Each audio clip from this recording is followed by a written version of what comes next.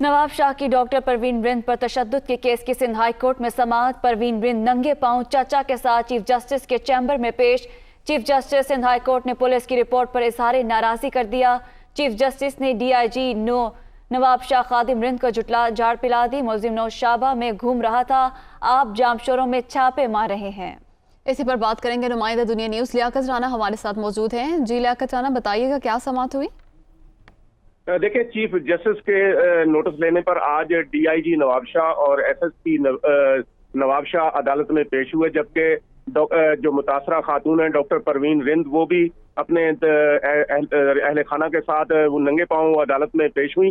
जो रिपोर्ट अदालत में पेश की गई, chief justice Sindh high court ने शदीद बरहमी का इजहार करते हुए डीआईजी नवाब शाह पर को भी झाड़ पिला दी और उनसे कहा कि मुल्जम दंदनाते हुए नवाब शाह में घूम रहे हैं और आप जामशोरों और दीगर इलाकों में छापे मार रहे हैं। एक हफ्ते में आप लोग एक भी मुल्जम को गिरफ्तार नहीं कर सके, जिस पर डीआईजी ने सॉरी कहते हुए ये कहा कि वो कोशिश करेंगे कि फौरी तौर पर अदालती हदायत के मुताबिक मुल्जमान को गिरफ्तार करके पेश करें। अदालत ने समाअत मुलतवी करते हुए डीआईजी नवाब शाह और एसएसपी नवाब शाह को हदायत की है कि आइंदा समाअत तक तमाम मुल्जमान को गिरफ्तार किया जाए, क्योंकि तमाम मुल्जमान सरेआम घूम रहे हैं लेकिन पुलिस इधर उधर छापे मार के वक्त जाया कर रही है।